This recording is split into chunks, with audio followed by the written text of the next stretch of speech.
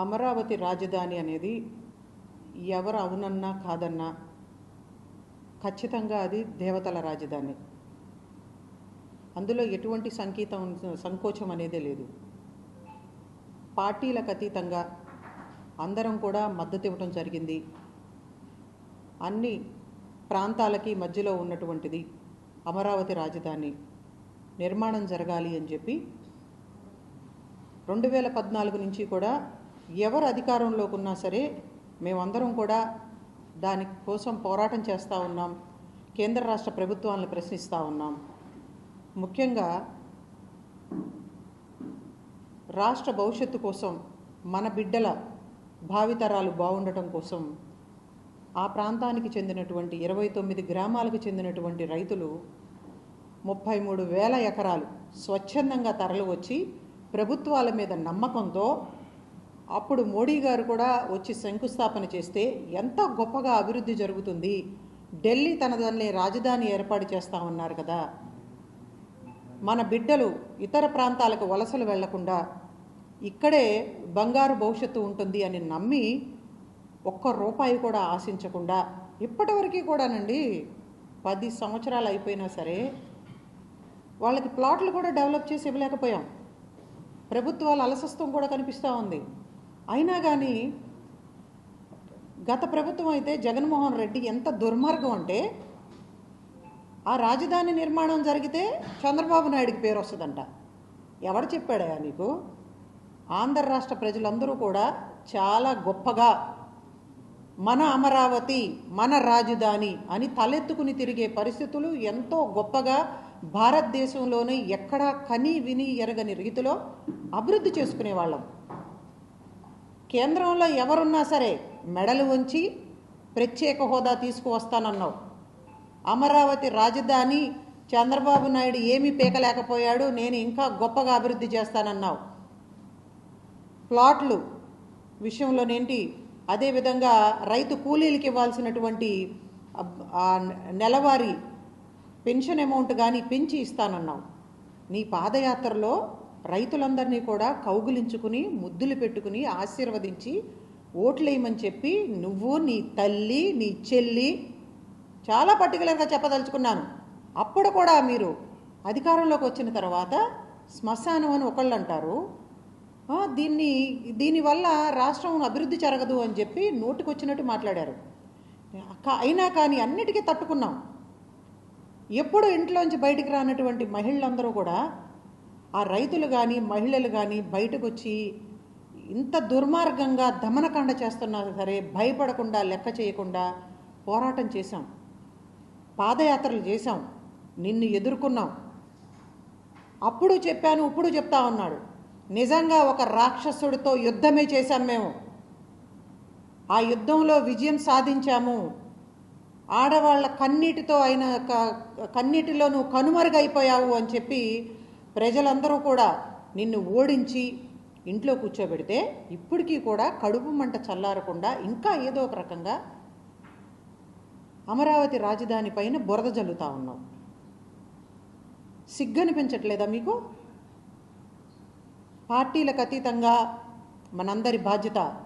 దీన్ని తీవ్రంగా ఖండించాలి. ఎవడైనా సరే, ఆ కృష్ణరాజు అనేవాడు ఒక అనామకుడు కావచ్చు, కానీ కూర్చుని మాట్లాడింది సాక్షి స్టూడియోలో. దానికి అధినేత భారతీరెడ్డి, స్వయంగా జగన్మోహన్ రెడ్డి భార్య. జగన్మోహన్ రెడ్డి బాధ్యత ఉంది దీంట్లో. భారతీరెడ్డి కూడా దీని బాధ్యత తీసుకోవాలి. ఇప్పటి వరకు కూడా జగన్మోహన్ రెడ్డి కానీ భారతీరెడ్డి కానీ మీరు ప్రజల్లోకి రావాలి కదా, మళ్ళీ ఓట్లు అడగాలి కదా. ఏం మొహం పెట్టుకుని రావాలనుకుంటున్నారు? ఇప్పటి వరకు కూడా రాష్ట్రంలో ఉన్నటువంటి మహిళలు ఎంత ఆవేదన చెందుతూ ఉంటే, అపహాస్యం కాబడితే క్షమాపణ చెప్పడానికి మీకు మనసు అంగీకరించట్లేదా?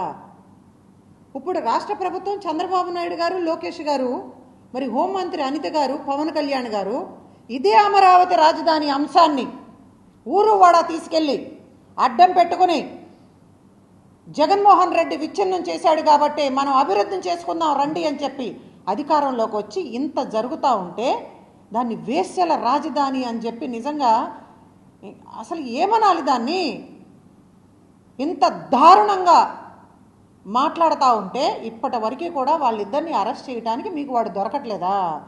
ఒక పనికిమాలిన వెధవ సన్నాసులు నోటుకొచ్చినట్లు ఆంధ్రప్రదేశ్లో భూములు త్యాగం చేసినటువంటి రైతుల్ని, మహిళల్ని అపహాస్యం చేస్తూ ఎంత దుర్మార్గంగా చండాలంగా మాట్లాడుతూ ఉంటే మీకు వాడు దొరకట్లేదా? నిన్న మధ్యాహ్నం 1:40 వరకు ఆ కృష్ణరాజు అనేవాడు వాడి ఇంట్లోనే ఉన్నాడు. గత ప్రభుత్వ వేధింపుల్ని తట్టుకుని అన్ని రకాలుగా రోడ్ల మీదకు వచ్చి ఉద్యమాలు చేసినటువంటి ఆ మహిళలు ఈ రోజున మళ్ళీ మీరు అభివృద్ధి చేస్తాము, పునర్నిర్మాణం జరుగుతుందన్నా సరే మళ్ళీ రోడ్ల మీదకు వచ్చి పోలీస్ స్టేషన్లకు వెళ్ళి కంప్లైంట్లు ఇవ్వాల్సినటువంటి దుస్థితి. ఏం పాపం చేశారు వాళ్ళు? రాష్ట్ర అభివృద్ధి కోసం, మన బిడ్డల కోసం, మన రాబోయే తరాల కోసం భూములు త్యాగం చేయటమే వాళ్ళు చేసిన పాపమా అని చెప్పి ఈ పాలకుల్ని అడుగుతున్నాను, ప్రతిపక్షాలను కూడా అడుగుతా ఉన్నాను. మా నాయకురాలు ఉంది, కాంగ్రెస్ పార్టీ అధ్యక్షురాలు షర్మిలారెడ్డి, అమరావతి గురించి ఒక్క మాట మాట్లాడదు. మహిళల్ని ఇంత అవమానపరుస్తూ ఉంటే, ఇంత ఆవేదన చెందుతూ ఉంటే ఎక్కడుందో మాకే తెలియదండి. ఇప్పటి వరకు ఒక్క మాట మాట్లాడదు, ఖండించదు. అంటే ఆమె నిజంగా కాంగ్రెస్ పార్టీని బలోపేతం చేయడానికి, ప్రజా సమస్యలపైన పోరాటం చేయడానికి రాహుల్ గాంధీ గారికి మాట ఇచ్చినందుకు వచ్చిందా? లేదంటే కాంగ్రెస్ పార్టీ బలోపేతం అవుతా ఉంది, అన్ని సమస్యలపైన పోరాటం చేస్తూ ఉంది, కాంగ్రెస్ పార్టీ ప్రత్యేక హోదా, విభజన హామీలు అధికారంలోకి వస్తే అమలు చేస్తానంది, అమరావతి రాజధాని ఏకైక రాజధానిగా ఉండాలి అని చెప్పి రాహుల్ గాంధీ గారు ఆనాడు స్వయంగా భారత్ జోడో యాత్రలో రైతులందరికీ కూడా మాట ఇచ్చారు. మరి పోలవరం పూర్తి చేయాలని అడుగుతా ఉంది, వైజాగ్ స్టీల్ ప్లాంట్ అమ్మకుండా అడ్డుపడతా ఉంది పార్లమెంటులో, అన్ని విభజన హామీలను అమలు చేయాలి అని చెప్పి పోరాటం చేస్తూ ఉంది, బలోపేతం అవుతా ఉంది. నీ అన్న కోసం పాదయాత్ర చేసి అధికారంలోకి తీసుకొచ్చిన తర్వాత నువ్వు ఎక్కడికో పారిపోయావు, ఎవరికి కనిపించలేదు. మళ్ళీ కాంగ్రెస్ పార్టీ బలోపేతం అవుతా ఉంది, ఫేడ్ అవుట్ అవుతా ఉన్నాడు. జగన్మోహన్ రెడ్డిని అసహించుకుంటా ఉన్నారు రాష్ట్ర ప్రజలు. కాంగ్రెస్ పార్టీ బలోపేతం అవ్వకుండా నీ అన్నకు సహాయం చేయడానికి వచ్చినట్టుగా ఉంది. కడప గడ్డ నుంచి నేను హెచ్చరిస్తా ఉన్నా జగన్మోహన్ రెడ్డిని, షర్మిలారెడ్డిని. రాజశేఖర్ రెడ్డి గారు కాంగ్రెస్ పార్టీ నాయకుడు, చివరి రక్తం బొట్టు చిందించే వరకు ఆయన కాంగ్రెస్ పార్టీలోనే ఉన్నారు. రాహుల్ గాంధీ గారు ప్రధానమంత్రి కావాలని కోరుకున్నారు. అటువంటి మహానేత కడుపును పెట్టి ఈ రోజున ప్రజల చేత చీత్కరించబడతా ఉన్నారు మీరు. ఇప్పటికీ కూడా కాంగ్రెస్ పార్టీని బలోపేతం అవ్వకుండా మాలాంటి వాళ్ళందరం కూడా 2014 తర్వాత అనేక లక్షలాది మంది కార్యకర్తలు, నాయకులందరూ కూడా కాంగ్రెస్ పార్టీని బలోపేతం చేయడం కోసం కృషి చేస్తూ ఉంటే నీ అన్నతో కలిసి డ్రామాలు ఆడుతూ కాంగ్రెస్ పార్టీ బలోపేతం అవ్వకుండా ఇక్కడ నాశనం చేయటానికే, భూస్థాపితం చేయటానికే షర్మిల వచ్చిందని చెప్పి అందరూ నమ్ముతా ఉన్నారు. ఎలక్షన్ టైంలో అంతే ప్రాణ త్యాగాలు చేసిన కుటుంబాలు ఉన్నాయి. ఇందిరాగాంధీ గారు, రాజీవ్ గాంధీ గారు, నెహ్రూ గారు భారతదేశ నిర్మాణం చేసి కాంగ్రెస్ పార్టీని, అన్ని వర్గాల్ని ఏకతాటి మీద నడిపించి, రాహుల్ గాంధీ గారు భారత్ జోడో యాత్ర ద్వారా ప్రజలందరికీ అండగా ఉంటాను అని చెప్పి భరోసా ఇస్తే దేశం అంతటినీ కూడా ఐక్యంగా ఉంచడం కోసం ప్రాణాలకు లెక్క చేయకుండా పాదయాత్ర చేస్తే నేను రాహుల్ గాంధీ గారితో పాటు 4080 కిలోమీటర్లు ఛాలెంజ్ చేస్తాను. ఆంధ్రప్రదేశ్లో ఉన్నటువంటి ఎవరు కూడా అన్ని కిలోమీటర్లు పాదయాత్ర చేయలేదు. కన్యాకుమారి నుంచి కాశ్మీర్ వరకు కూడా మమ్మల్ని చంపేస్తానన్నా సరే భయపడకుండా పాదయాత్ర చేస్తే ఈ రోజున నువ్వు వచ్చి కాంగ్రెస్ పార్టీ ఒక మహాసముద్రం, దాంట్లో చెత్త కూడా ఉంటుందని మాట్లాడతావా? షర్మిలారెడ్డి, ఈ కడప గడ్డ నుంచి నిన్ను హెచ్చరిస్తా ఉన్నా, నీలాంటి వాళ్ళందరూ కూడా ఈ సముద్రంలో కలిసి చెత్త పేరుకుపోయింది కాబట్టి ఆ చెత్తనంతటినీ కూడా శుభ్రం చేసుకోవటానికి మేము ఈ రోజున బయటకు కదిలాం. కార్యకర్తలందరినీ, నాయకులందరినీ కూడా కలవబోతా ఉన్నాం. రాహుల్ గాంధీ గారికి అండగా భారతదేశాన్ని ఐక్యంగా ఉంచడం కోసం, ఆంధ్రప్రదేశ్ అభివృద్ధి కోసం కృషి చేయడానికి మేమందరం కూడా అందరినీ కలిసి కాంగ్రెస్ పార్టీని మరోసారి బలోపేతం చేసుకుంటామని చెప్పి మీ ద్వారా రాష్ట్ర ప్రజలకి, కాంగ్రెస్ పార్టీ కార్యకర్తలకి, నాయకులు అందరికీ కూడా హామీ ఇస్తూ, భరోసా ఇస్తూ, ఆంధ్రప్రదేశ్ పైన, అదే ముఖ్యంగా అమరావతి రాజధాని పైన ఎవరైనా పిచ్చి పిచ్చి మాటలు వాగితే వాళ్ళ తాట తీస్తాం, నాలికలు కోస్తామని చెప్పి హెచ్చరిస్తూ, మాకు ఓపిక నశించిపోయింది అనుకోకండి.